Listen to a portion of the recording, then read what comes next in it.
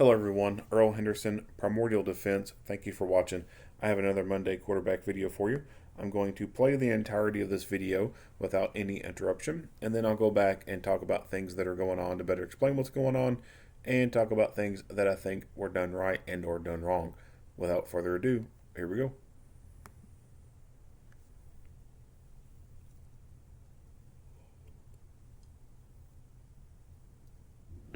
Hello, I'm Bob Dunn, Chief of the Fullerton Police Department. This critical incident community briefing is intended to provide you with information about an officer-involved shooting that occurred on the eastbound 91 freeway just east of Kramer Boulevard on Friday, July 5th, 2019. You are about to see relevant video footage and photographs, hear radio transmissions, and learn of other evidence and facts so you have a better understanding of what occurred during this incident, based on what we know today. We are still in the preliminary stages of this investigation, which can often take up to a year to complete, and our understanding of the incident may change as additional evidence is collected, analyzed, and reviewed. Additionally, we also withhold judgment and do not draw any conclusions about whether or not our officers acted consistent with our policies and in accordance with the law until all facts are known and the investigation is complete. A word of caution: the images and footage you are about to see may be disturbing. When a police officer uses force to arrest a suspect or to fend against an attack, it can be graphic and difficult to watch. Further, the circumstances surrounding the use of force may also be disturbing. In addition, there may be strong language used by those in the video. Viewer discretion is advised, especially for young children and sensitive viewers. I'm Lieutenant John Radis, Public Information Officer for the Fullerton Police Department. I'm going to provide you with a brief overview of an incident that occurred on Friday, July 5th, 2019 at around 7 p.m. At that time, a Fullerton PD K-9 officer was on his way to take his K-9 partner to the veterinarian hospital because of an injury he sustained on a prior call. As the officer was traveling eastbound on the 91 freeway, approaching the Kramer Boulevard exit, he noticed a dark-colored SUV traveling past him at a high rate of speed in violation of the California Vehicle Code. Based upon the observed violation, the officer attempted to conduct a traffic stop. As the officer attempted to stop the vehicle, the gray SUV appeared to have intentionally collided with his police car. The driver then made an abrupt U-turn into oncoming traffic and came to a skidding stop, facing the wrong way on the freeway. Because of the erratic behavior of the driver, the officer requested emergency assistance from additional police officers. You will now hear the police radio traffic as this incident was initiated. Pager case Army units code 391 at Tustin. Copy address 191 and Tustin device.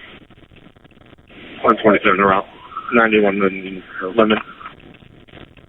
Car just two-seated to me on purpose with a female driver. Don't go off. All Fullerton Police Patrol officers are equipped with body-worn cameras. Fullerton Police Department policy requires all body-worn cameras to be worn chest level in a forward-facing position that facilitates comprehensive recording of contacts and or incidents. You're about to view body-worn camera footage from that perspective.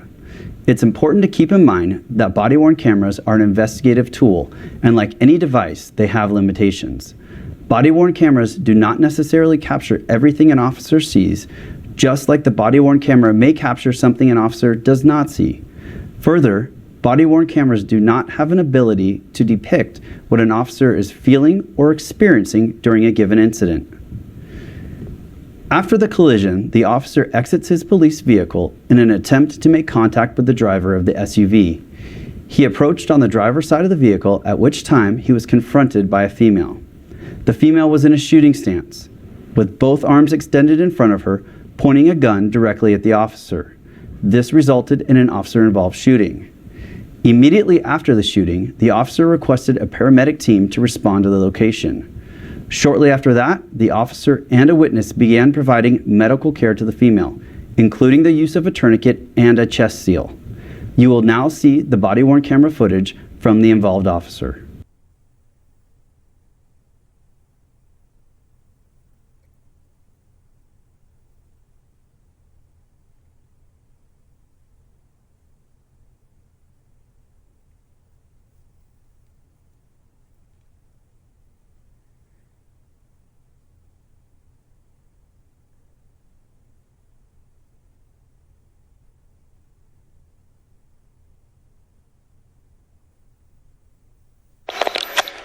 93K, shots fired, shots fired.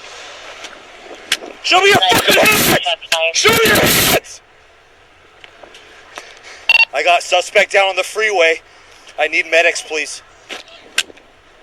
Get back in the car! Get back! Oh. Yeah, you see the 417 on the ground? Gonna be on the east on 91. Don't fucking move! Put your hands out to your side! Don't move! Hey, stay back, stay back, stay back. Get back. Roll over on your stomach! Roll over on your stomach! Do it now! Put out your hands to your side! Put your hands out to your side! Hey, you got me covered, partner? Hey, I gotta clear this car. Just hold her, hold her. I got another LAPD unit with me. Yo, were you with me? Put your hands behind your back. LAPD unit 97 with you.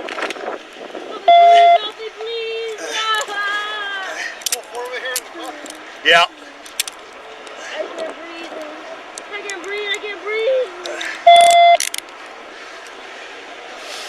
Where you hit, ma'am? Where you hit? Help me, please. I know, where you hit? My chest. Help me, please. Help me, please. Hey, we go to my passenger side of my car. There's a med kit right on top of my bag. I'm gonna help you. Hold on a second, okay? 916, can we look on station 10 for the traffic plate? From 1039. It's a replica. It's a replica. Where's it at? Where's it at? Give me hand to me. 912. I can't breathe. Hold on a second. 93K for the WC. Just confirm that you're code 4. Affirm. You're okay. You're okay. You're okay. You're okay. You're okay. Just stay with me. Stay with me.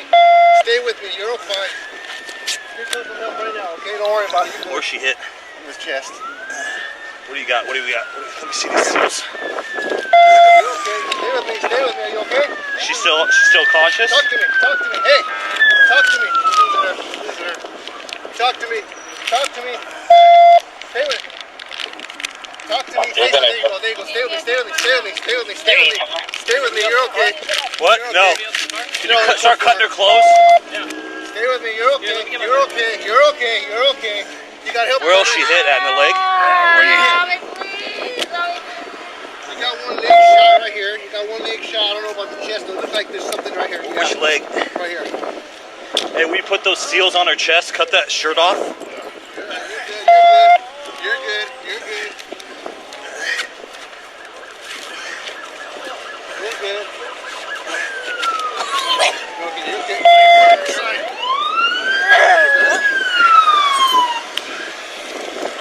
Here, I don't want to. Here, put her on her side. She's in gag. Hold on. She's in the gag.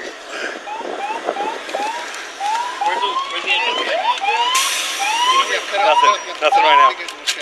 Nothing right now. We're just working on her. You will now see a portion of the footage at a reduced speed.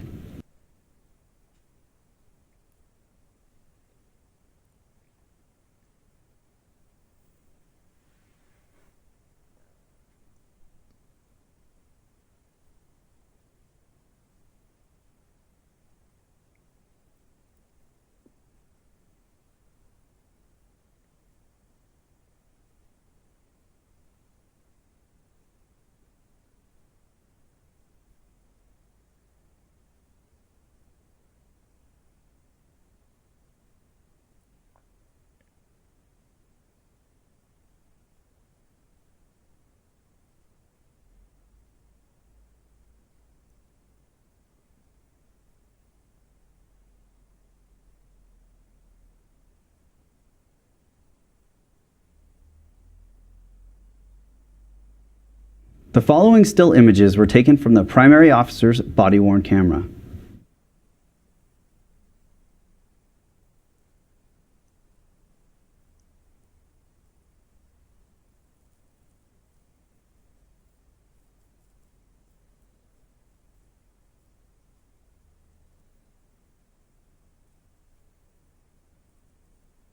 As seen in the video and from the still image, the female involved in this incident assumed a shooting stance and pointed a handgun directly at the officer.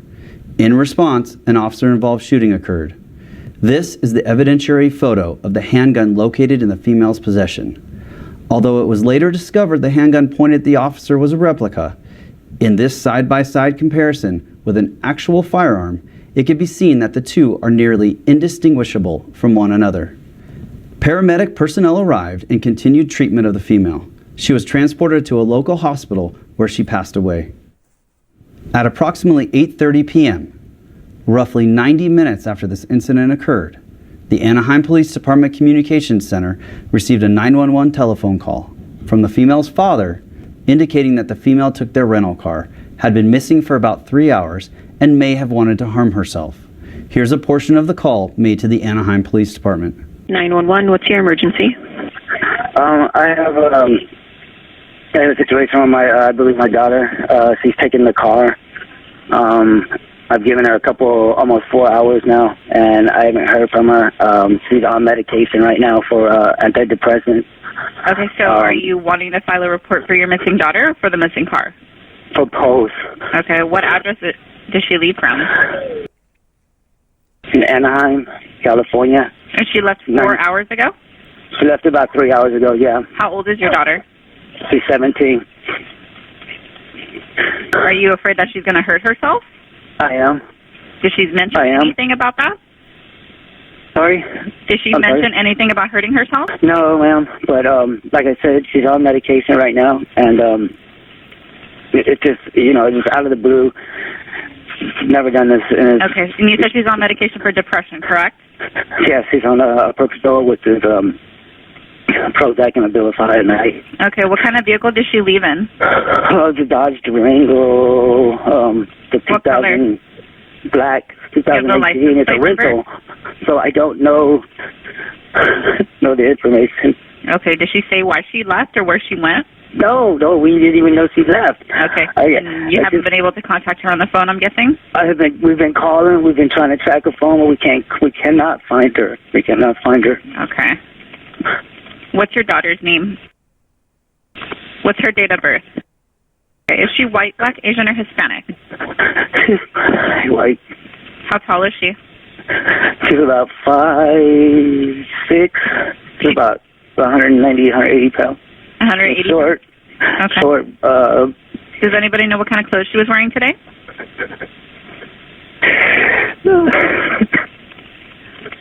Sir? I didn't see what she was wearing. Okay, nobody saw what she was wearing. Okay. Does she drink or do any drugs? Saw the clothes that she was wearing on the bag. Okay, do you know if she drinks or does any drugs? That I don't know. I don't know. She hasn't had anything like drinks or anything. Or she hasn't done any of that kind of stuff whatsoever. Okay. Do you know if she carries any weapons on her? No, I don't think she has any weapons on her. What is your name? I have a call in for service. We'll get someone out to you as soon as we can to take a report, okay? In the meantime, can you call the rental company and see if they can find the license plate number on the car? Yes. Okay, get that information for the officers. So they're going to need it for the report, okay? Yeah. Okay. Is this going to be like she'll be charged with theft? I'm sorry? Is this going to be like she's charged with theft or something? Charged with theft? Yeah. No, that's only if you want to press charges, but we're taking a report for her being missing. I don't want to. Because she's driving a vehicle, so yeah. So we want the license plate number of the car she's driving in case anybody. Because what's going to happen is we're going to put her in the missing person system. So anybody who comes in contact with her or the license plate number, they run it, they'll see that it's a missing person. So that's why we need that license plate number. Okay. Okay. Okay. Go ahead and start looking for that stuff. Okay. Okay. All right. Okay. Thank you. When a critical incident such as an officer-involved shooting occurs, 3 separate and comprehensive investigations are initiated.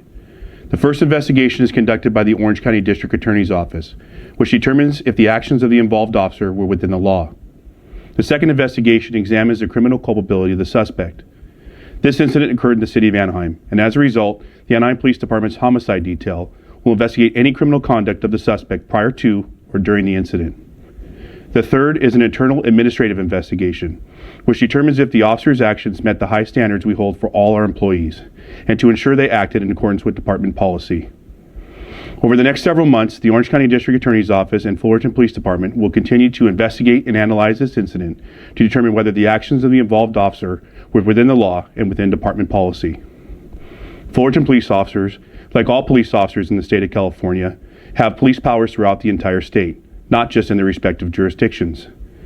Because our officer saw a vehicle that appeared to be operated in a dangerous manner, he took action, which he not only had the authority, but expectation and responsibility to do. The job of a police officer is often difficult and dangerous. Although we train and work hard to de-escalate volatile situations, officers must react, sometimes in a split second.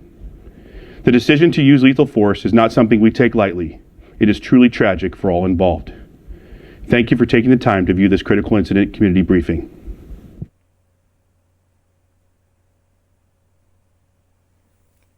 All right, let's get into it. Additionally, so this officer was on his way to the vet for his canine partner. Canine partner was needing some medical attention, and he was on the way for that. And he noticed this SUV driving erratically. I did a search on this, and I found an article from the Los Angeles Times from a guy by the name of Luke Money. And it talked about the officer in this case.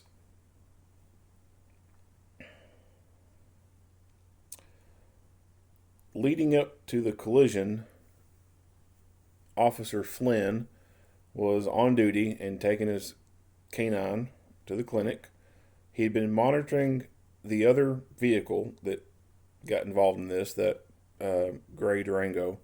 He had been monitoring it because he said it was moving erratically at an unsafe speed. He ran a records check and determined the vehicle was a rental.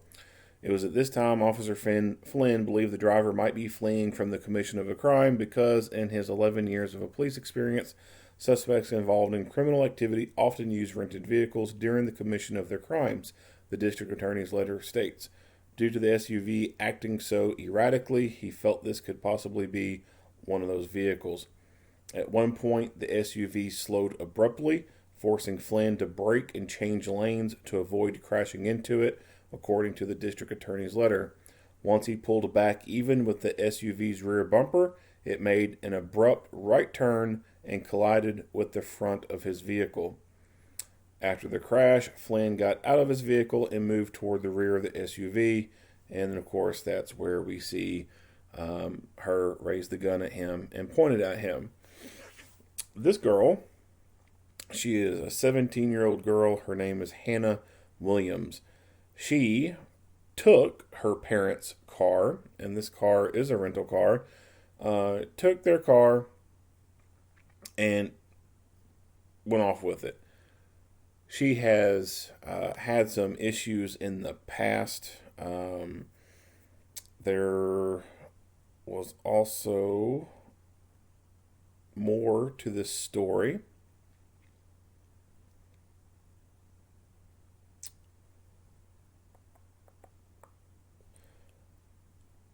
So the parents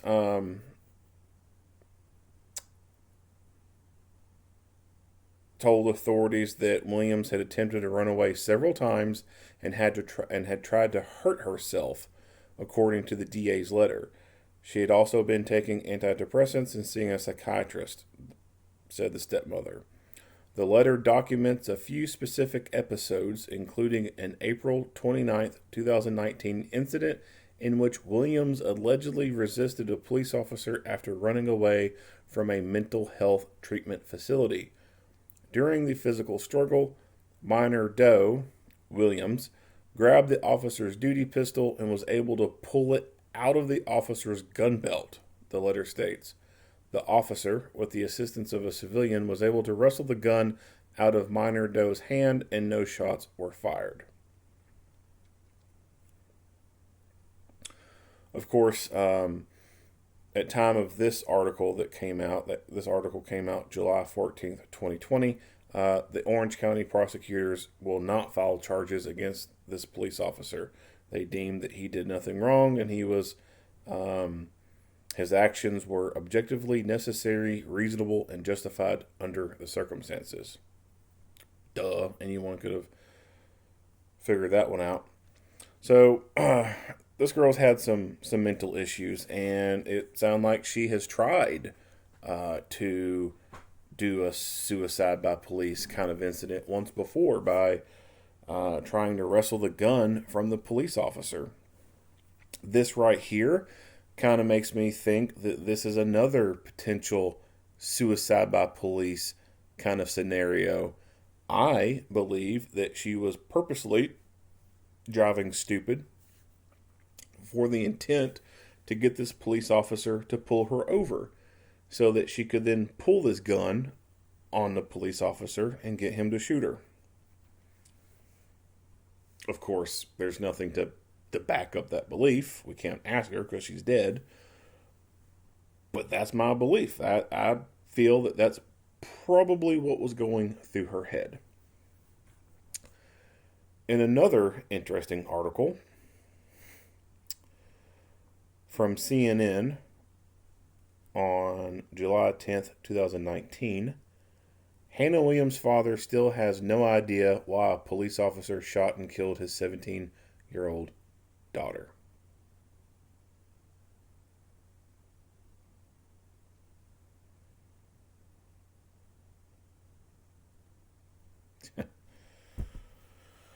Yeah.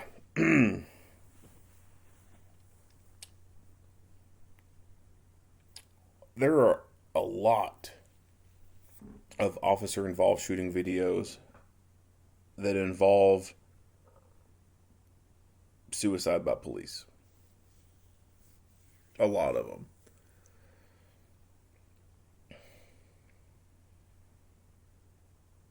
And it sucks, because it is a lose-lose situation for the police when it comes to this stuff. There is no way whatsoever that you could have told the difference between these two. Officer was a replica.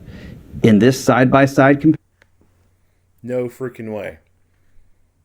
In fast movement, heat of the moment, there is no freaking way you would have been able to tell the difference between these two. And in fact, I would say that the majority of people out there would have believed that this was a real gun had the police not even said anything about this being a fake gun. If they had just said she had pointed this gun at them, people would have thought it was real.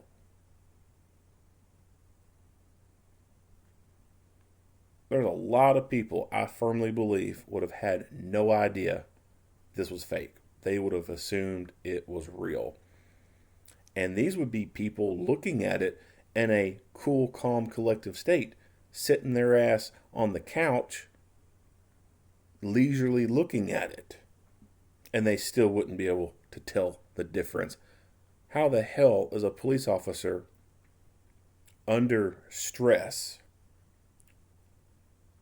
under the effects of fight, flight, freeze response to deadly stimulus? Adrenaline is coursing through the body, heartbeat going fast. How is an officer going to tell the difference in a split second if everyone else who gets to sit their happy ass on the couch watching videos like this can't even tell the difference? It's impossible. And it's impossible to ever expect someone to wait just a little bit longer to try and get a better look at it to see if it actually is real or not. That's suicide. You can't take the time to wait a little bit longer just to see if this thing's real, if they're actually going to shoot or not. That's asinine. When someone pulls something like this out, and in the way that she did after driving erratically, ramming into him, someone pulling this out in the heat of the moment, the only thing you can do is assume that it's a real gun and they are about to kill you. So obviously this officer did nothing wrong whatsoever. He was in legitimate fear for his life. He thought that she had a gun and that she was about to kill him. And so he used deadly physical force to protect himself. Did nothing wrong whatsoever.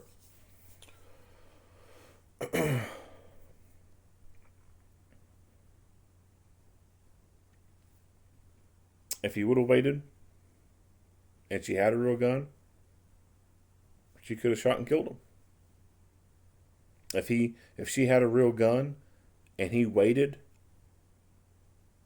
she could have thought, well, damn, just me pointing at him isn't making him shoot me. Well, maybe I need to shoot at him. And she could have pulled the trigger with no intention of actually hitting him. No intention of actually shooting him. Just wanting to shoot the gun to scare him, to make him shoot. And could have accidentally shot him in the face. Or not be paying attention to what's behind him and fire a round off. And a round go through a windshield of a car and hit an innocent person. Pop him in the back of the head. Kill him. So these suicide by police things, it's a lose-lose for the police. Damned if they do, damned if they don't. It really sucks. I wish that these people who want to do this would leave the police out of it.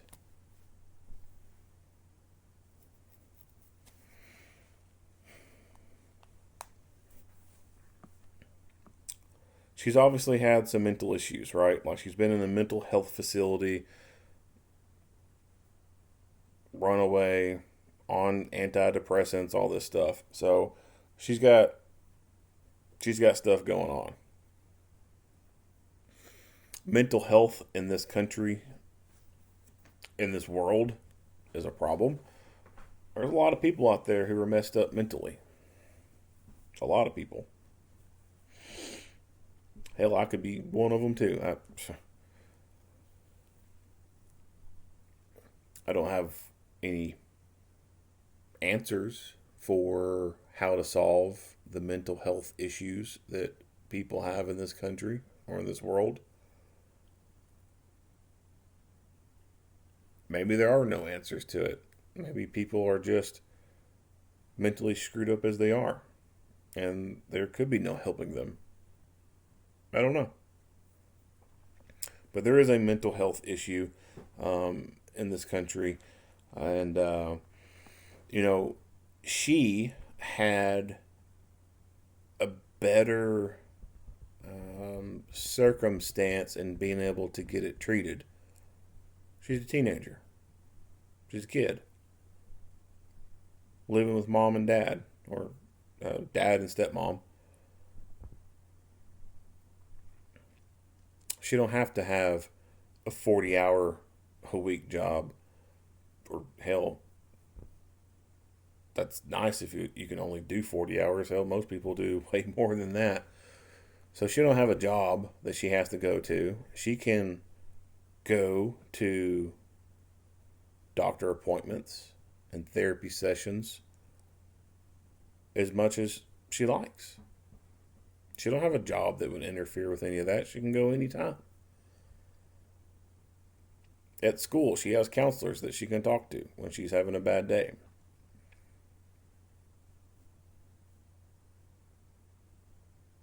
Jobs don't have counselors. You at work, you can't stop what you're doing and go to the office and be like, I want to talk to the counselor. They're going to look at you and say, is this your break time? No. Well, we need you back on the floor. Or we need you back doing whatever. Employers don't give a fuck. They really don't. There's no counselors at work. So she had good opportunities to be able to get mental health. In school, she had access to a counselor. Being a juvenile, being in California, I'd imagine she probably had some type of state level social worker dealing with her, since she had been placed in some type of mental institution and probably been ordered to be there some way. So she had that, and she obviously had a psychiatrist, according to the article. She was on medication, and as I said, her schedule. She don't have a damn schedule. She's a teenager. She don't have a full-time job that could prevent her from going to things. And even in her circumstances where she was able to get good care, she still went off the rails. Now imagine people who are having to work for a living. 20-something-year-old people, 30-something-year-old people, 40-something-year-old, don't matter what age you are, having to spend more than 40 hours a week at a job. When the hell do these people find time to be able to go see a mental health professional? In their off time? Is going to go see a mental health professional once a week going to be good enough? I don't know, maybe depending on the person. Is it good for the person that they can only go to a mental health professional within certain time frames, like when they're not at work? What about when they're at work? Okay. Well, if they've been working for a company for under a year, they don't get FMLA. They don't qualify for it. So if they run out of sick hours at work, going to the doctor, work's not going to keep them there. They're going to fire them. Person keeps calling off, going to the doctor. If they do have FMLA, they've been there for over a year, then they can qualify for intermittent FMLA. But that don't have to be paid.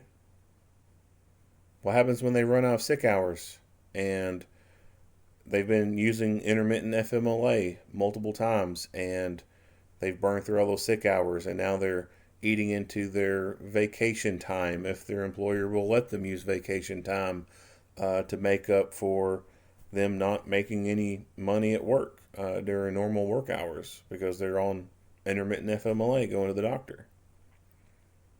Well, now whatever was fucking making them depressed is going to be compounded by the fact that they're not having enough income coming in because they've been taking all this time off of work to go see a doctor, and FMLA is not paid. So if they run out of sick hours and stuff like that, then they're leaving work and not being paid. They're losing money. Oh, that's going to make them even more depressed. And then the fact that employers, they can just terminate anyone who is on intermittent FMLA. Of course, they can't fire them because they're on intermittent FMLA. If they told someone they was firing them for that would, no one's ever going to say that shit because that would just open them up to litigation. But they can find some other reason to fire a person. Supervisors and HR can be like, this dude calls out all the freaking time saying he needs to go to the doctor. We're behind, blah, blah, blah. Like, okay, well, he's a problem. Let's find a reason to get rid of him. And they will. They'll find some little bullshit reason to fire a person. Oh, you showed up late today, and the whole 2 years you've been here, you've never been late, but you're late today, you're fired. They can find any bullshit reason to fire someone. And so there's not a whole lot of protection for workers when it comes to labor laws, and there's no backup to help people when it comes to mental health issues. People can't leisurely go get mental health help for the most part. Their blood-sucking jobs prevent them from being able to go do it. So there's going to have to be some changes in the labor laws, and that can help people be able to go get the help that they need.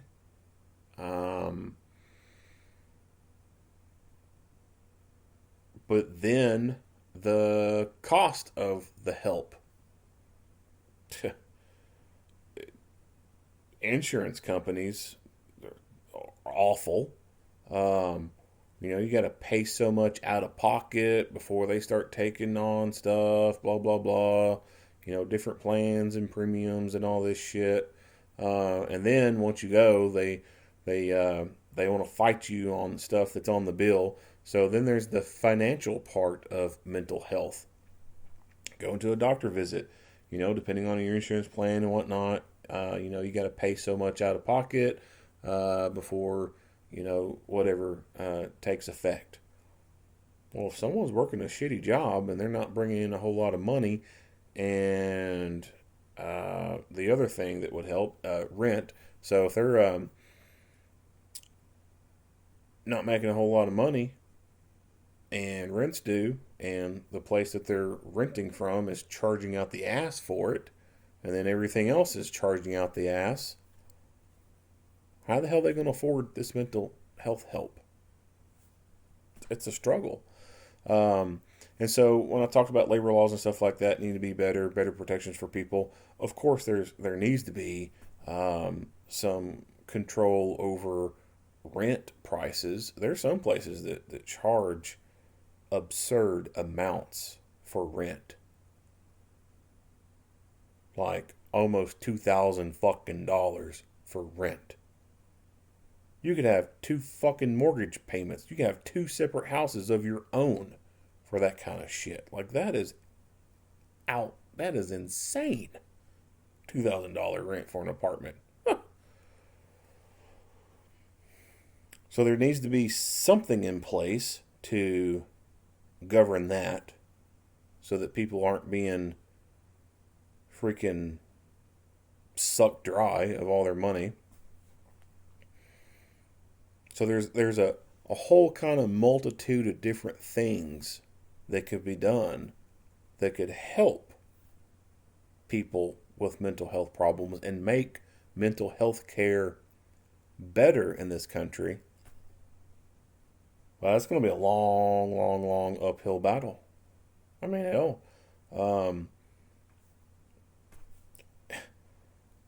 think of the fight involved that would be had to try and pass legislation to put a limit on how much landlords can charge for rent. That's not going to be an easy one.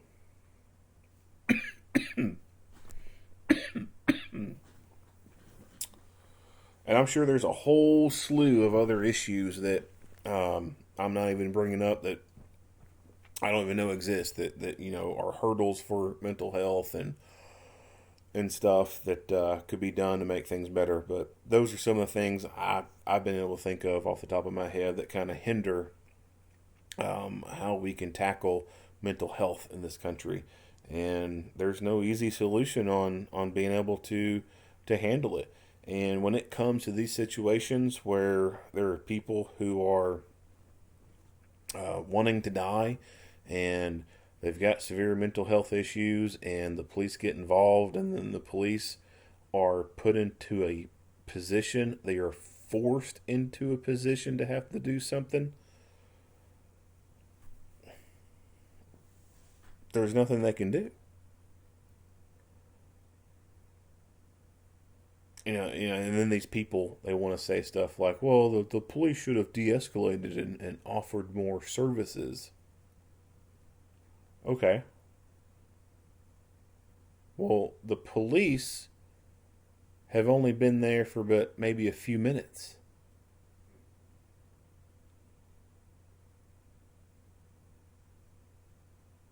They've only interacted with that person for a very short period of time. They don't know them. They don't know their problems. But the family's been knowing them since they've been alive. They've been knowing them for 15, 17, 20, 30 years. Why the fuck didn't the family do all they could do to try and get these people the help? I think it's wrong for these people to just blindly blame the police for not offering more services and doing de-escalation. Like, where the hell were you?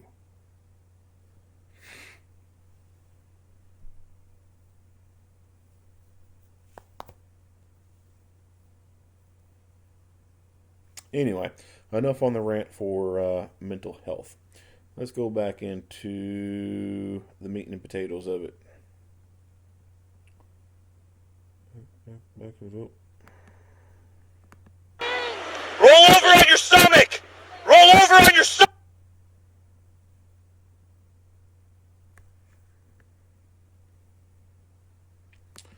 So his body camera is in buffering mode right now.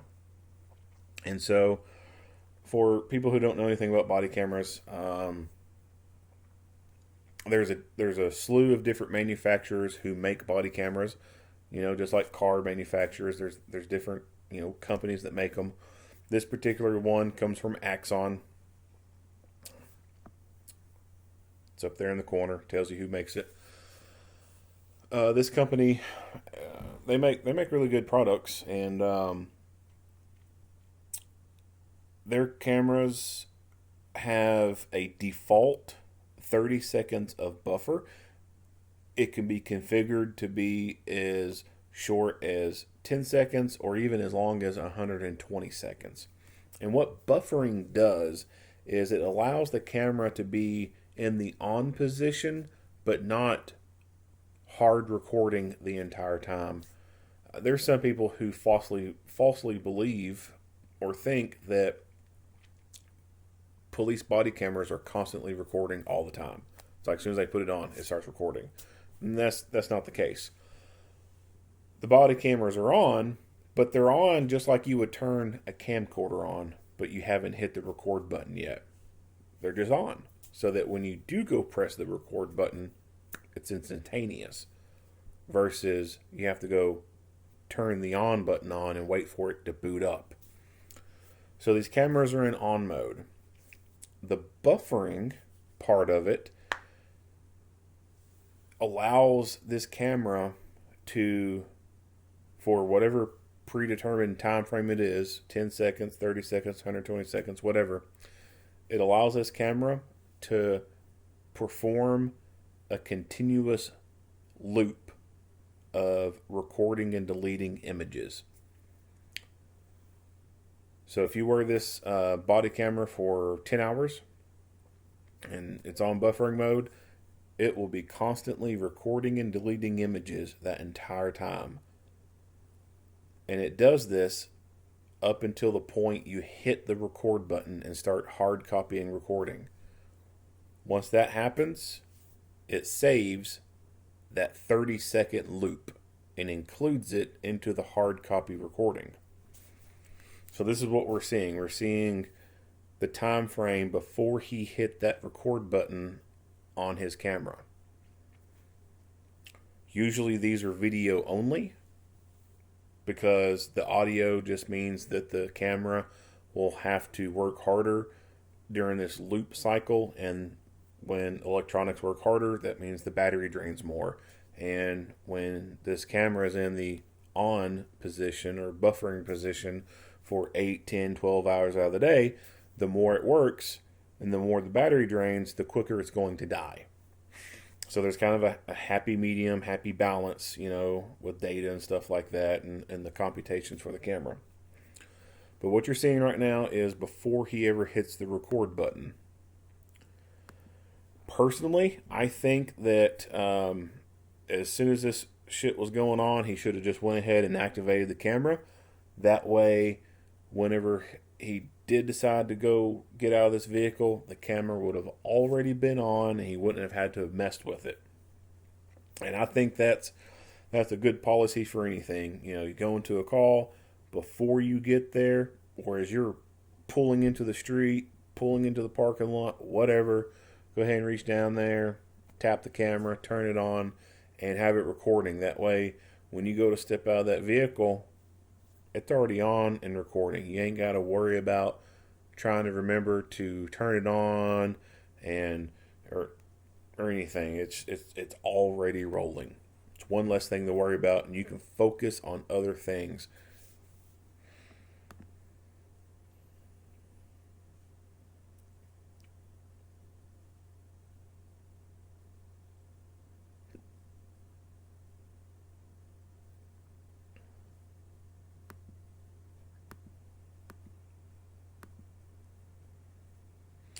So you'll notice his gun.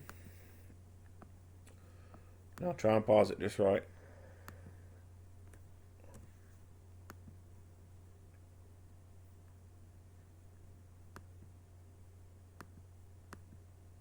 All right. He has had a malfunction. It almost looks like he's had a type 2 malfunction, like it's about the stovepipe or something. So he taps it, and he doesn't even really seem to rack it.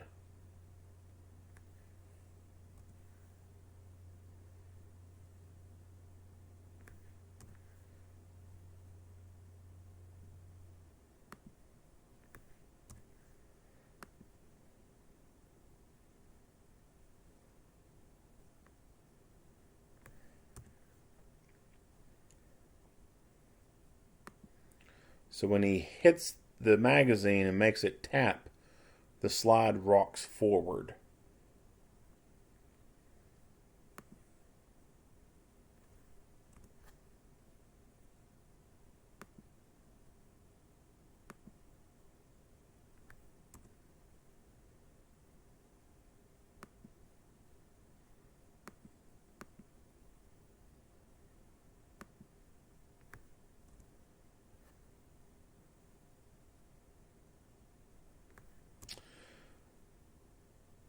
It is hard to catch and it's hard to see, but if you pay attention right about in the area that I'm circling, I'll play it a couple more times. It looks like as he goes up, you see another casing fall, and it might have been the casing that got cleared from the gun itself.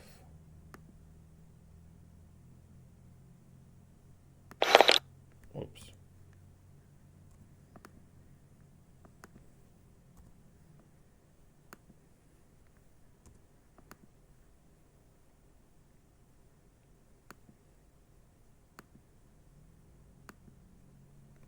It's so hard to get it to freeze at the right moment.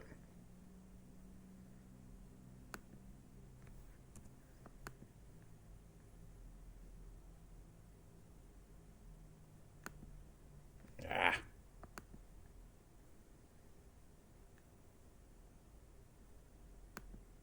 All right, that right there. So that looks like to me potentially an empty casing after he's hit the bottom of this thing and the slide's gone forward. It looks like maybe that cleared a casing out of the ejection port, and this is what we see falling. I think it's a possibility. I don't know if it's 100% sure or not, but that would be my only guess. Because at this point, we don't see anything that resembles that kind of shape within this field of view. Still, nothing that would resemble that thing.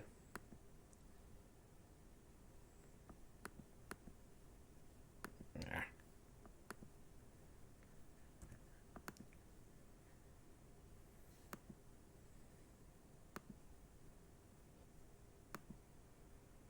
Yeah, so I'm not going to be able to freeze it right in time. But yeah, so he has some type of malfunction. Slide's locked. He goes to perform a tap rack. He taps only, and the slide goes forward. 93K, shots fired, shots fired. As he's moving, he's still mindful that he had a malfunction. He does another tap. 93K, shots fired, shots fired. Show me your fucking hands! Show me your hands! I got suspect down on the freeway. I need medics, please. Get back in the... So he does what he should have done the first time. After he hit that magazine and make sure it's fully inserted, he should have went ahead and fully racked that slide to make sure that he was cycling in a live round. So yeah, it worked in his favor that when he was over there on the other side of the vehicle, when he did hit the magazine and caused the slide to rock forward, it did strip a round off. And if she had actually had a real gun and was shooting back, he could have continued firing. But it's not always a guarantee that that's going to work. Anytime you have a malfunction and you perform a tap rack,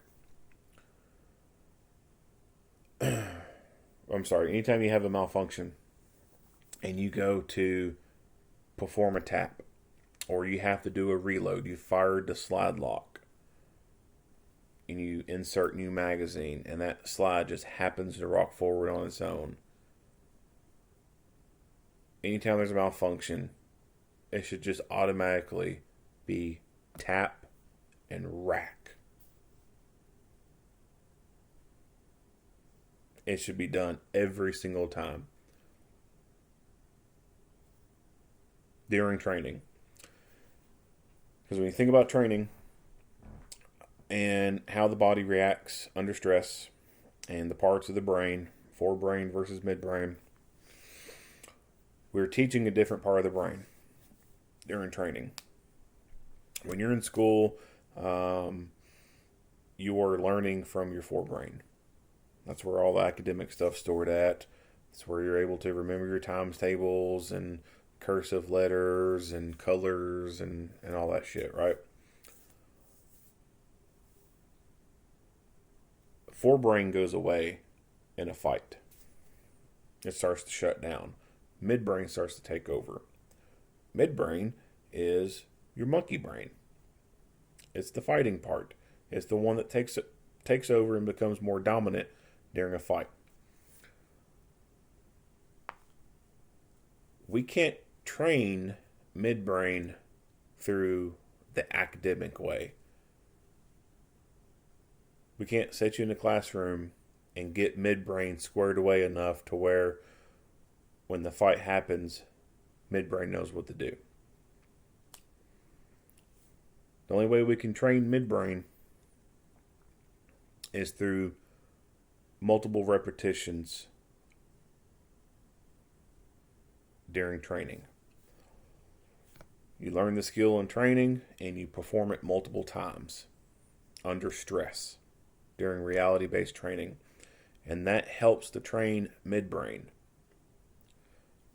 so that when the thing happens and forebrain's not working and you're not thinking clearly, midbrain's able to take over and you do things instinctively. So if we treat malfunctions the same every time during training and practice, then when the fight happens and forebrain goes out the window and we're reverting back to caveman and like durr, and midbrain's in more charge, more in control, you're going to do the same thing under stress without even thinking about it. When it comes to malfunctions or doing reloads, you tap and you rack. Get that gun in the fight. Come on, get back! Oh! So he yells at someone to get back in the car, but it ends up being a plainclothes officer. Either they're plainclothes and on the job, or they're just off duty and they could be going to work or coming from work, or it could just be their off day and they have their badge and stuff with them. Yeah, you see the 417 on the ground? It's going to be on the east on 91. Get back. Roll over on your stomach. Roll over on your stomach. Do it now. Put it on your... She is still physically able to move. So she is obviously not physically incapacitated at this moment, in my opinion. With her being able to move and roll over like that, she still has the physical ability to crawl forward towards this gun and force this officer to, quote unquote, complete the job. But she doesn't, because she is mentally incapacitated at this point. The fight's out of her. She don't want no more of that shit, because that shit fucking hurt. She has, quote unquote, learned her lesson. Unfortunately, it's the last lesson she's ever going to learn. So although she is not physically incapacitated at this point, she is mentally incapacitated. Her will to fight, her will to follow through with this anymore is done with. If she was stronger mentally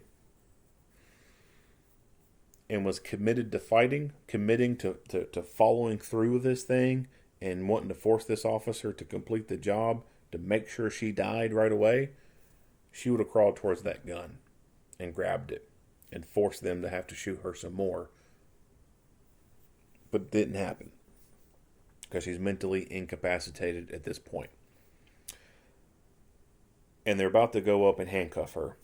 And that is why people get handcuffed after they've been shot. Hands to your side. Put your car just LAPD 97 with you.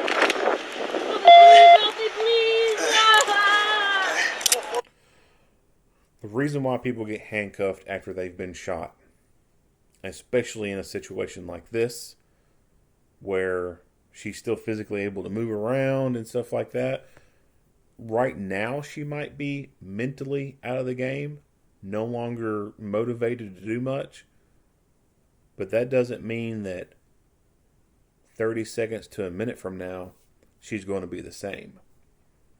30 seconds to a minute from now, she could become a little bit more comfortable with the pain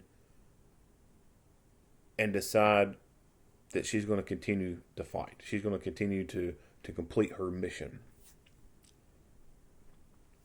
When people are physically incapacitated or appear to be physically incapacitated, they could either be faking it or they could be temporarily unconscious and can get back up. And that's happened before. A famous case is from the 1980s. FBI in Miami went to conduct a felony traffic stop on a couple bank robbers, and a gunfight happens. At the beginning of this gunfight, the driver of the suspect vehicle takes a round to the head, and it temporarily knocks him out during the gunfight. His partner is able to crawl out of the vehicle. He takes a hit to the side of his chest, and that round goes in and lodges within his heart area. It doesn't go all the way into the heart, but it lodges within the heart area, and it is a lethal hit. Like, he was going to die from that for sure. He just didn't die right then and there. He took that hit, got out, got shot a few more times, and his buddy, who was in the car, who got knocked out from a headshot, woke back up during the middle of this gunfight and got out of the suspect vehicle, which had crashed, and went back to one of the FBI cars and got in it. His buddy continued to shoot, fight, and killed 2 FBI agents and seriously wounded others. And they got in the car, and then one of the FBI agents got up, went over to him in this car, and started shooting at him with his gun and popped him. And even after shooting them, close proximity, they were still alive. They were incapacitated at this point. One of them ended up taking around to a spinal cord. So he was unable to move and do anything else, but he was still alive, still breathing, and eventually ended up dying, of course. They both died. And these two had no drugs in their system whatsoever, clean as a whistle. They just had a strong mindset, a strong will to fight. So that's an explanation on why police handcuff people after they shot them. People can get back up and start fighting. And if your hands are cuffed behind your back, it's pretty damn hard for you to fight. You're not as effective fighter with your hands cuffed behind your back. If you don't believe me, go get in a pillow fight with someone with your hands cuffed behind your back. Guarantee you're going to fucking lose that pillow fight. Yeah. I can't breathe. Where you hit, ma'am? So the off-duty guy,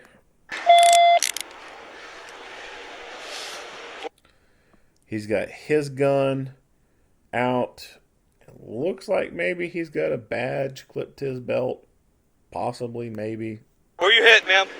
Can't tell very well. And he also has the gun that she had, which was laying somewhere right in here on the painted line. So he's got his gun, and now he's got her gun. And it looks like he has his badge clipped to his belt. Not really sure on that. There's been lots of off-duty guys who have stopped when they noticed an on-duty officer engaged in something and helped them out. That's great. Teamwork is awesome. And sometimes, a uniformed guy all by his lonesome needs that help. But you got to be smart about it. You got to think about the identification stuff. How are other friendly forces going to know that you're friendly force?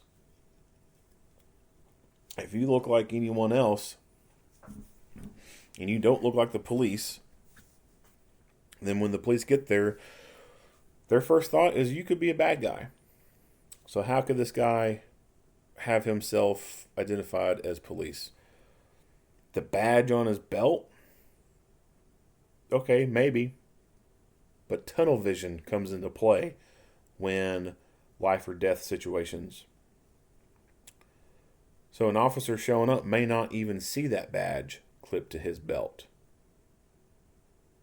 There's a video, I haven't done it yet, but there's a video where these officers are struggling with this guy, and this dude's got a fucking gun in his hand, and they don't notice it right away because they're in the fight and they're starting to experience tunnel vision.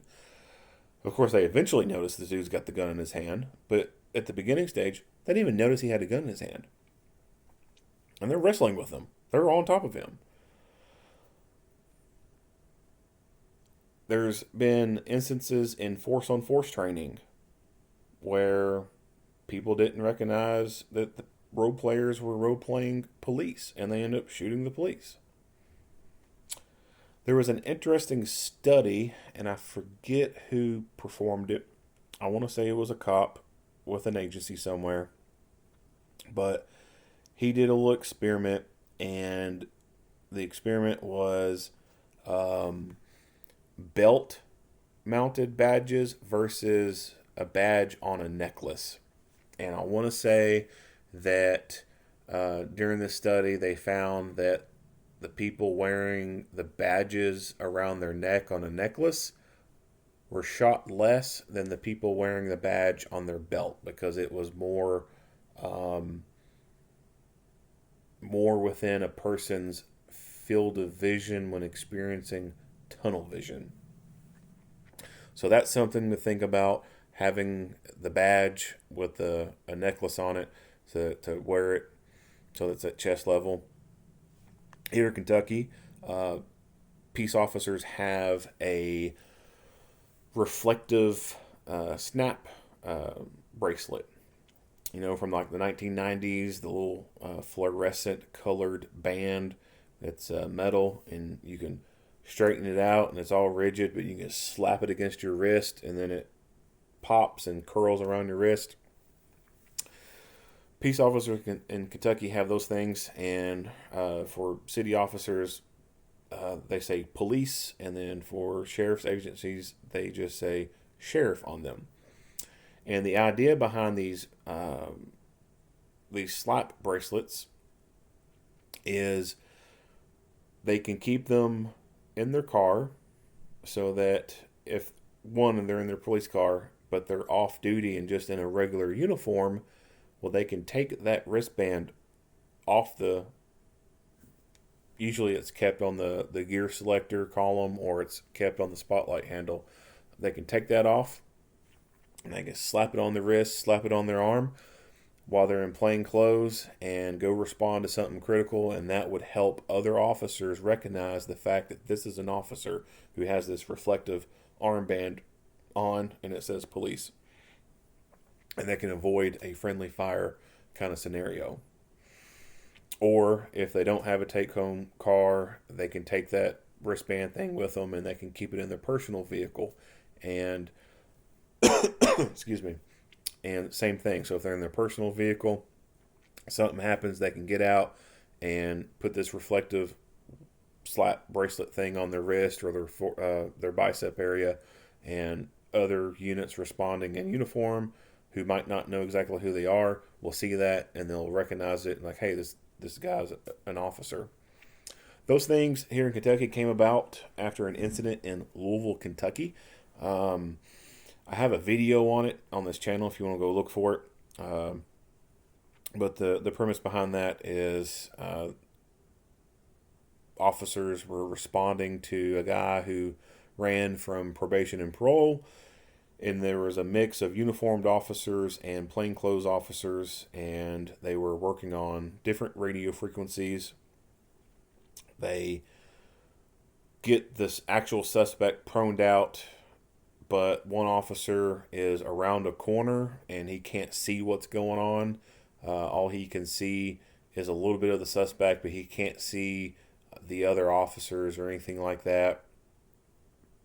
And he's got his gun pointed towards the suspect, but also the officers are kind of near behind that area, so he's also got his gun pointed in that general area where the officers are. Well, a third officer comes up, sees this plainclothes officer pointing his gun towards where he knows these other officers are, and it just so happens that the plainclothes officer matches the description of the person who ran. So that third officer points his gun at the plainclothes officer and orders him to drop the gun. And of course, the plainclothes officer, being a police officer, doesn't register that he's the one being told to drop the gun. And the third officer ends up shooting the plainclothes officer. Luckily, he survived. And that is where the slap bracelets here in Kentucky came about. So if you ever see those fluorescent green little snap bracelets hanging on gear selectors in a cop car or on the spotlight, that's what those are, and that's the history behind them.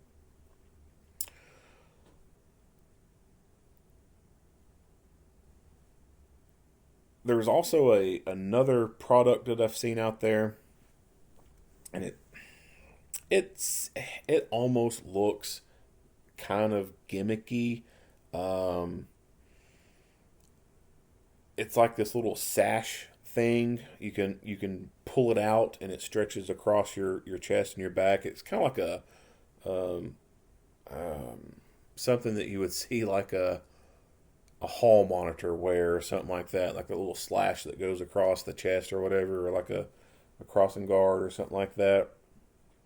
And like I said, I've seen pictures of it and it looks almost kind of gimmicky in a way, but it also seems like it could be a useful thing to be able to have. Now, of course, when I say gimmicky, I've seen it, with different things on there. But I'm trying to think of the name of it. I found a picture of it, but I don't know the manufacturer name for it. DSM Safety Products Off-Duty Police Identification Banner. So it's like a fluorescent yellow, like a traffic vest kind of color. It's reflective, and you can get them. They say police, sheriff, and there's also some that say security on it. So that's kind of a cool little thing. There's also kind of the same concept of the wristband, armband thing. There's a reflective armband thing that says police on it that you could be able to keep and slip it up over your bicep, and that be able to easily identify you. Also within this one picture I see, it's like a fluorescent green colored beanie that's reflective, and it says police all around it. So that's something that you could have as off duty, or your traffic vest that you have. All officers have a traffic vest, so that's something that you could keep in your car with you if you're concerned about being able to be identified off duty and you're wanting to help out when you're off duty. But you need to make sure, if you're off duty, you need to make sure that you're easily identifiable, because you don't want to get into a situation where other officers think that you're a threat and end up shooting you. Because that would suck. One, you'd be dead or seriously physically injured. And then two, the one who shot you don't have to live with that for the rest of their life, knowing that they shot a fellow officer.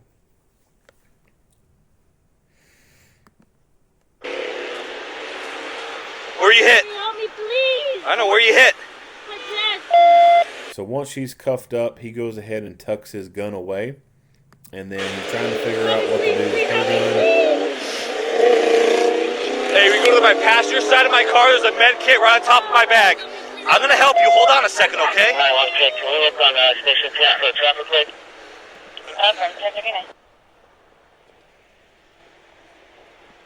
It's a replica. It's a replica. Where's it at? Where's it at? Hand to me. So he had tucked it in there. And of course, he hands it off to him, and then he goes and secures it in his vehicle Hold on a second. as evidence. Stay with me. You're fine. You're okay. Just stay with me. Stay with me. You're fine. You're close enough right now. Okay, don't worry about it. Where's she hit? In his chest. You're okay. DC just confirmed that you're code 4. Affirm. You're okay. You're okay. You're okay. You're okay. You're okay. Just stay with me. Stay with me. Stay with me. You're fine. All right, so that glove went on easy. I've talked about this before in other videos. There are some other videos out there where the officers have gloves to put on, but these gloves are way too small for their hands, and they sit there and they seem to struggle with trying to get these gloves on, and it takes way too long for them to put these gloves on. I recommend that you, of course, find the correct fitting glove, and of course, everyone's hand size is going to be different. But let's say that you're a person that wears a large glove and that glove is a little snug. I believe you should be wearing an XL glove. That way it's easier to put on, and if you get blood on it, it's easier for you to take it off. Because unless you've had blood on your gloved hands and you had a tight pair of gloves, you don't understand the struggle it is to try and get a good grip on that latex or nitrile material with blood, and it's all slippery and you can't get that glove off. I'm not saying have a super loose and baggy glove, because that could be not good. But you don't want a super tight glove. A super tight glove, when you're trying to put it on, is more likely to rip. Just like a condom that's too small. And if you only have one pair of gloves in your pouch and you try to slide those things on and they break, well, that's it. That your BSI is gone at that point. So I recommend having a glove that is just a size larger than what you normally wear. Now, if you have hands that are right about maybe a size large, but you could probably be in the medium, then you might be okay. Because like I said, everyone's hand's going to be different. So it's not like everyone has cookie cutter hands and, a medium fits on everyone the same that would be wearing a medium range glove. There's some people it's going to be a little bit looser on, but they can't fit into a small, and it's obviously a large is going to be too big, and etc. for all the others. So get a glove that's a little bit bigger, so it's easier to put on and take off. And if you've never had blood on your gloves before and you try to take them off, then what you can do to kind of get an idea of what it's like is put on a pair of gloves, take some shaving cream, spray some into your palm, rub your hands together, and then try to take those gloves off. Pinch the glove and the cuff down there by the wrist and try to peel one off. If you've got a tight glove on, it's going to be difficult to do that. So you're going to have to end up either A, having someone else with a pair of gloves come over and take a finger and hook it in under the glove, between your skin and the glove, and peel it off. Or you're going to have to take one of your contaminated phalanges and hook it in there and get blood on you and then get that glove off. And the whole point of wearing gloves is to protect you from other people's bodily fluids. And we have to assume that everyone we come across has some type of bloodborne pathogen. You have to assume that everyone you come across has the worst thing imaginable. They got AIDS. They got hepatitis.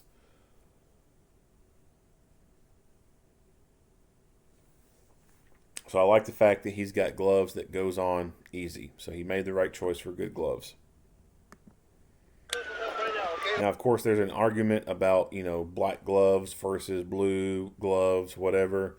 Yeah, it's true. It is a little bit harder to tell, especially at night, if there's blood on a black glove. But you can still feel the textile difference in a way. I'm fine with using black gloves. I don't think there's that big of an issue with it. Of course, blue gloves, the medical blue, or even those white ones, you put those on, yeah, you're definitely going to notice when you start patting people down if they've got blood coming out. So it does make it a little bit easier to identify where a person could be bleeding at in a low light condition. But I don't get too deep into that argument. Black gloves are just fine for me. Don't worry about it. Where's she hit? In his chest. What do you got? Let me see these seals. Stay with me. So he has a medical kit here. He has an IFAC of sorts. These medical kits are way different. This appears, we got a tourniquet right there. Appears maybe some gauze pads possibly right there, or that could be the chest seal packaging right there.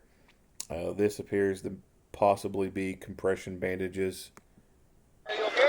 She's still cautious? Talk to me. Yeah, so that was the chest seal packaging right there. Talk to me. Hey, talk to me. Loser. Talk to me. And that was some gauze pads right there. Probably some 4x4s. So these kits, they come in different configurations. There's not really a standard, so to speak, on what comes in a trauma kit or blowout kit, IFAC. There's really no standardized name on what you call these things. They're all called a little bit something different depending on the manufacturer or whatever. Of course, IFAC is more of a military term. Blowout kits is kind of an unofficial military term, and then some of them may have some different branded kind of names, like a VOC, a ventilated operator kit. So there's different names and different components that come in these. It's good to have this stuff. It really is, but there's two schools. Well, I want to say two different schools of thought, but there's two ways for medical gear to be had. And the first way for medical gear to be had is first line medical gear. And then the second is second line medical gear. The difference between these two is first line medical gear is what you carry on you at all times, and then second line gear is what you keep in the car. Furthermore, the difference is first line gear is reserved solely for you, your teammates, and family. Everyone else can wait for second line gear to get to them. Medical gear can be carried on you and it not take up much room. You can get a medical ankle holster that carries an assortment of medical gear similar to what you see right here, and it doesn't really print a whole lot. If you wear an ankle gun as a backup gun, you can certainly wear a medical ankle holster on the other ankle and carry a tourniquet, pressure bandage, maybe quick clot, maybe a nasal pharyngeal airway, maybe some compressed gauze, etc. You can get these medical ankle holsters, just the holster itself, it's empty, and then you can put what you want into in it, or you can buy a preloaded kit that has an assortment of things in there and rock it that way.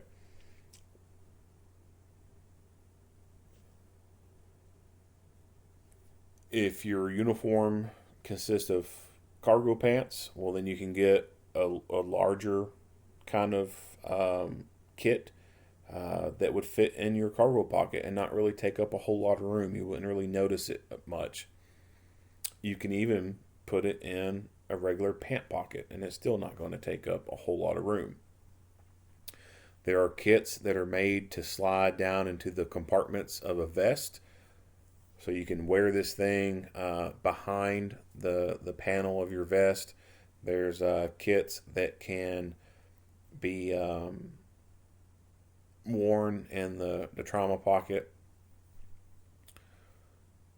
And then, of course, if you wear an outer vest that has MOLLE attachments on it, you can put a whole IFAC. You can put this whole freaking pouch on there because you got the real estate for it.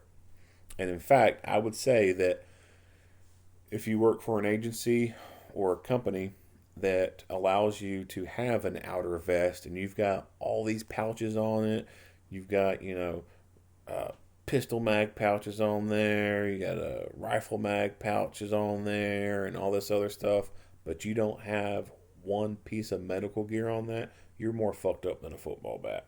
If you're going to be all kitted out like you're going to try to go invade fucking Afghanistan, but you don't have medical gear on there, you need to unfuck yourself. If you're going to carry the tools to induce trauma, you need to carry the tools to reduce trauma. So first line medical gear is what you carry on you. And it is imperative that you carry this stuff on you because you may not always be near your vehicle to be able to get a trauma bag out of the vehicle. You may be 2 blocks away from your vehicle. You may be just 20 feet from your vehicle, but you're pinned down behind cover, taking fire from someone, and you can't get back to your car. And if you're shot and you're bleeding out and you can't get back to your car, what are you going to do? How are you going to save yourself? If your buddy gets hit, what are you going to do for them? How are you going to save them if you can't get to your medical gear? You have to carry this stuff on you. You cannot rely on just keeping stuff in the car and be like, oh, it's in the car. Oh, I can get it if I need it. No.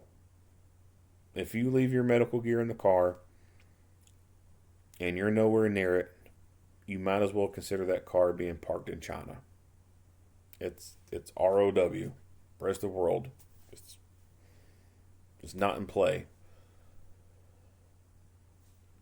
This first line medical gear, as I said, needs to be reserved just for you.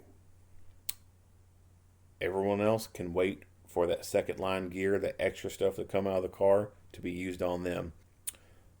So what are you going to do if you're nowhere near your vehicle and you've got a tourniquet on you,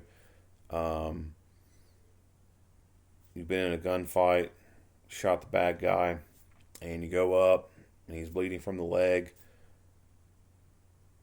and you put a tourniquet on him. And it's the only tourniquet that you got that's on you.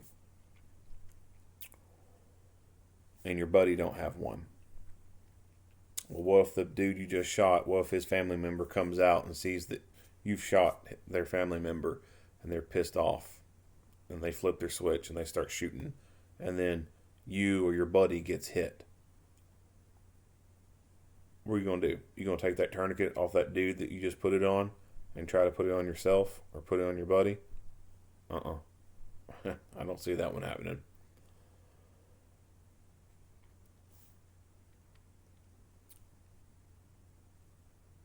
The first line medical gear is for you, your teammates, and your family. If someone has tried to kill you,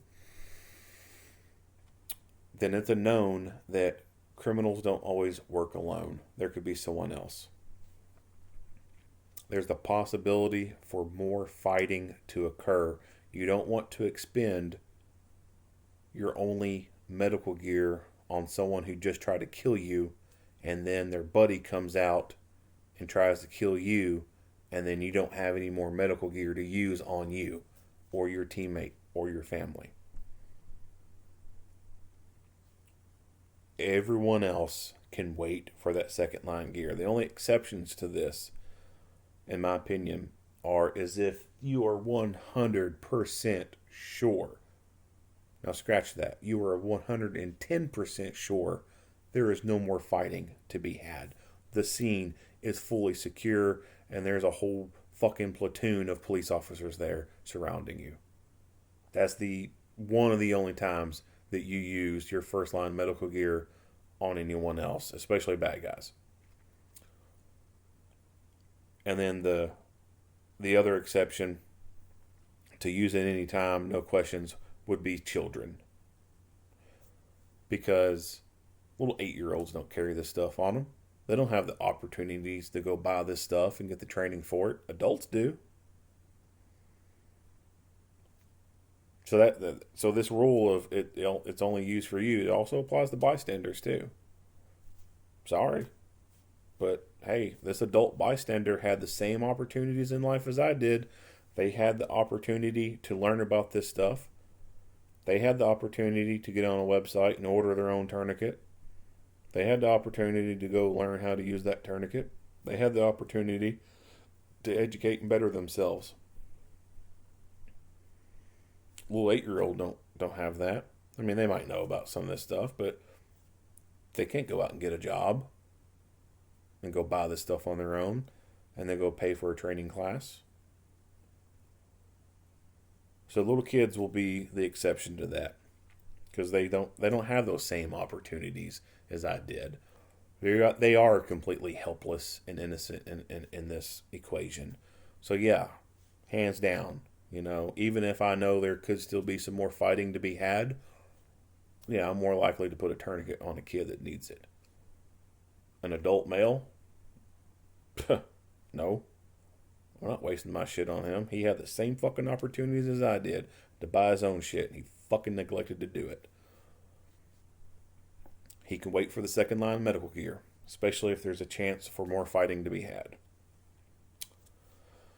So the second line medical gear, it is used to supplement the stuff that you've had on you and you've already used, and or it can be a standalone med kit to use on everyone else. Having the medical gear is only one part. The second part is the knowledge that comes with knowing how to utilize this stuff.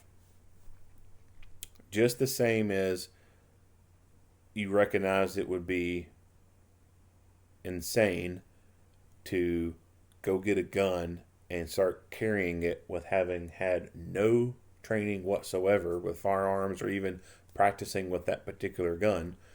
You should obviously, I think, recognize the same is true for medical stuff. It's insane to go buy all this medical stuff and carry it around and have no idea how to use it or have any training and practice on using it. If you're going to get a tourniquet, great, awesome. But you need to train and practice on how to put on a tourniquet. You don't want to use your actual real live tourniquet for practice because you'll ruin it. You want to get a training tourniquet. Get that training tourniquet, and then you can use that thing to practice with and twist the windlass on it and everything. Or you can buy 2 real tourniquets and reserve one for real world use and just turn the other one into a training tourniquet. But the idea is for you to train and practice on how to do self-aid with a tourniquet. Where would you rather learn how to do this? Where would you rather figure out and stumble for the first time trying to put a tourniquet on your left arm or your right arm all by yourself? Would you rather stumble and figure it out in the training environment, or would you rather stumble and figure it out in the real world after you've been shot? I don't know about you, but I'd want to figure that shit out in the training environment. So medical gear is important, but it's also the knowledge and how to use this stuff that is important as well. Talk to me. Stay with me. Talk to me. There you go. There you go. Stay with me. Stay with me. Stay with me. Stay with me. Stay with me. Stay with me. You're okay. What? You're No. okay. Can you start cutting her clothes? So he's already shed the protective packaging for this. Personally, I think what he should have done was went ahead and got the shears out and just started cutting clothes off. Positively identify where the wounds are and then start treating those wounds. Stay with me. You're okay. You're okay. You're okay. You're okay. You got help. Where else she hit at in the leg? Where you hit? You got one leg shot right here. You got one leg shot. I don't know about the chest. It looks like there's something right here. Which leg? Right here. Hey, we put those seals on her chest. Cut that shirt off. You're good. You're good. You're good.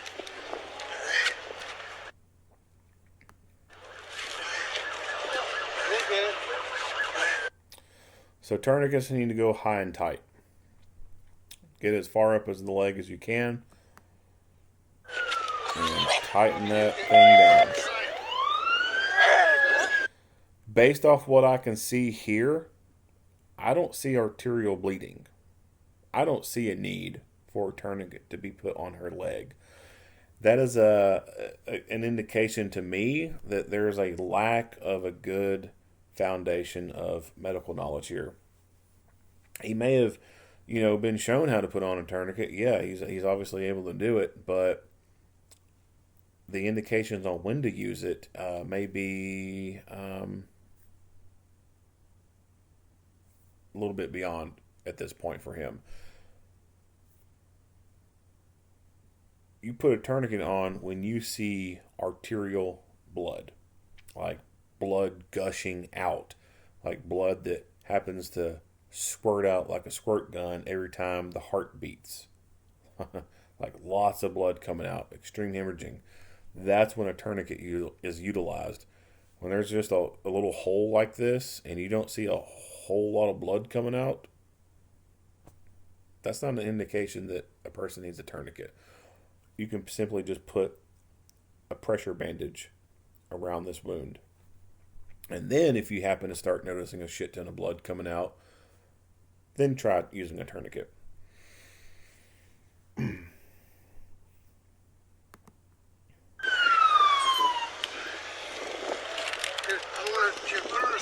can also notice on the ground where she was at, there's really not a whole lot of blood there.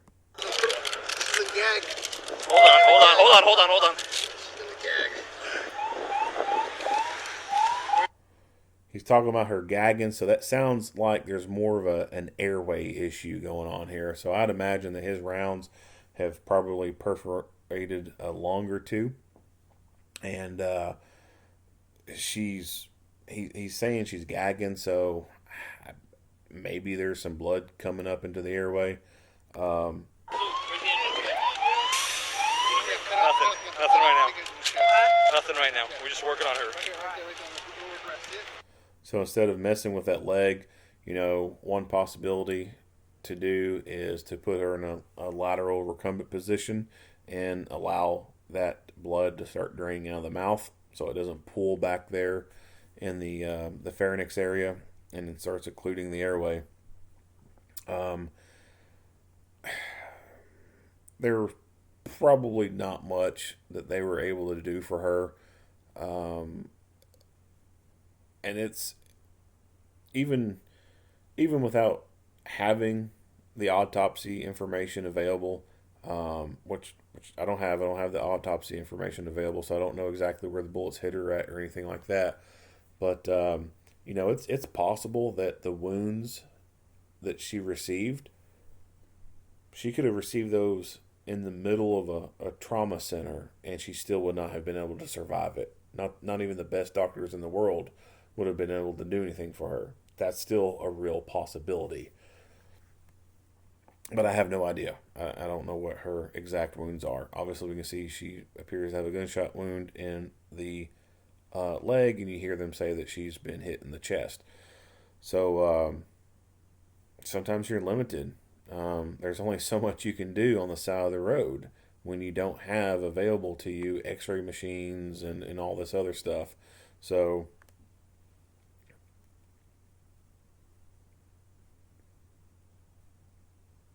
sometimes it's a shit sandwich. You can't do much. But they tried rendering medical aid to her, but I personally just think that it didn't matter. I think the rounds had done what they were supposed to do, and there was no coming back for her. You will now see a portion of the footage at a reduced speed.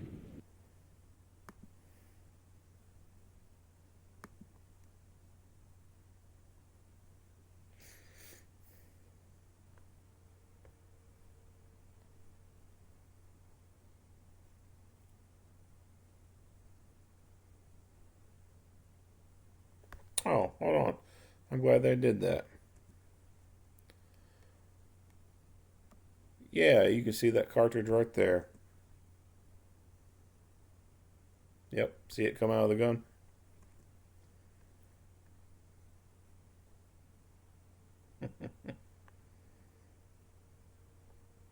The following still images were taken from the primary officer's body-worn camera. Classic shooting stance.